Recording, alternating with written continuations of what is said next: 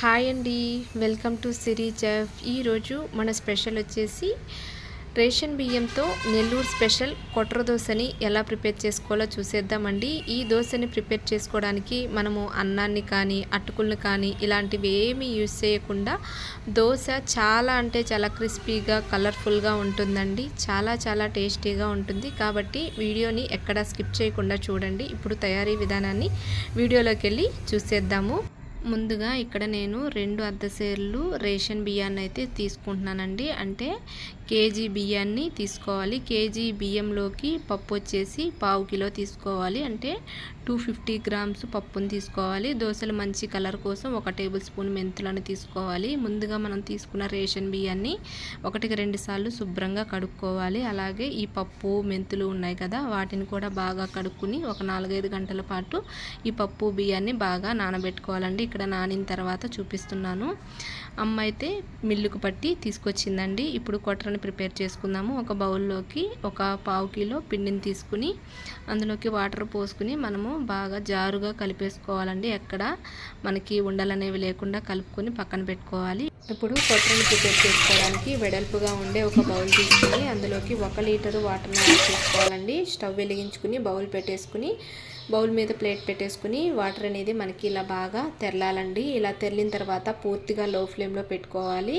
ముందుగా మనము కలిపి పెట్టుకున్న పిండి ఉంది కదా, మరలా ఒకసారి బాగా కలుపుకొని వాటర్లోకి వేసుకుంటూ కలుపుకోవాలి. ఒకటేసారి వేస్తే కనుక పిండి అనేది మనకి ఉండలు కట్టేస్తుంది. కాబట్టి మీరు పూర్తిగా లో ఫ్లేమ్లో పెట్టుకుని ఇలా బాగా కలుపుకొని 1 నిమిషం తర్వాత స్టవ్ ఆఫ్ చేసేసుకోండి. స్టవ్ ఆఫ్ చేసేసుకుని బౌల్ని పక్కకు దించుకుని పూర్తిగా చల్లారనివ్వాలండి. ఇది చల్లారేలోపు మనము ఈ పప్పు మెంతులు ఉన్నాయి కదా, వాటిని మిక్సీకి వేసేసుకోవాలి. తగినన్ని నీళ్లు పోసుకొని మిక్సీకి పట్టుకోవాలి. ఇలా పట్టుకున్న తర్వాత ముందుగా మనము మిల్లుకు పట్టించిన పిండి ఉంది కదా, ఆ పిండిలోకి మినపప్పు చల్లారిన కొట్రను కూడా యాడ్ చేసేసుకోవాలండి. యాడ్ చేసేసుకుని మొత్తం అంతా ఒకసారి బాగా కలుపుకోవాలి. వేడిగా ఉంటే మాత్రం పోయొద్దండి. పూర్తిగా చల్లారిన తర్వాత పోసుకుని కలుపుకోవాలి. ఇలా ఎక్కడ మనకి ఉండలనేది లేకుండా బాగా మిక్స్ చేసేసుకోవాలండి. ఇలా మిక్స్ చేసిన తర్వాత మీకు ఎంతైతే కావాలో అంత ఒక బౌల్లోకి తీసుకోండి. మిగతాది ఇలా వేరొక బౌల్లోకి తీసుకుని స్టోర్ చేసుకోండి. ఒక 4-5 డేస్ వరకు కూడా మనకి పిండి అనేది అస్సలు పాడవదండి. ఇక్కడ మీకు నెక్స్ట్ డే చూపిస్తున్నాను. పిండి చూసారా ఎంత చక్కగా పొంగిందో. ఇలా పొంగిన దాంట్లోకి రుచికి తగినంత ఉప్పుని వేసుకుని మొత్తం అంతా ఒకసారి బాగా మిక్స్ చేసేసుకోవాలండి. పిండిని ఎప్పుడైనా ఒకే డైరెక్షన్లో తిప్పాలండి. ఇప్పుడు స్టవ్ మీద దోశల ప్యాన్ పెట్టుకుని ఫ్లేమ్ని మీడియం టు లో ఫ్లేమ్లో పెట్టుకోవాలండి.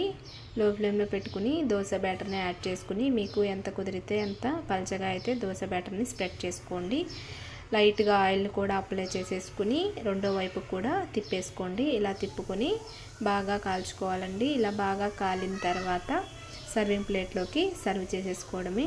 మనకి నార్మల్ దోశల కంటే కూడా ఈ కొట్ర దోశ టేస్ట్ అనేది చాలా డిఫరెంట్గా ఉంటుందండి. తప్పకుండా మీరందరూ ఈ నెల్లూరు స్టైల్ కొట్ర దోశను అయితే ట్రై చేయండి.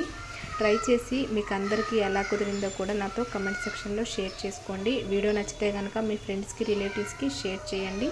ఇంతేనండి, ఎంతో సింపుల్గా మనకి నెల్లూరు స్టైల్లో కొట్ర దోశలు అనేవి రెడీ అయిపోయాయి. ఇలా మీకు ఎన్ని దోశలు కావాలంటే అన్ని దోశలు వేసుకోండి.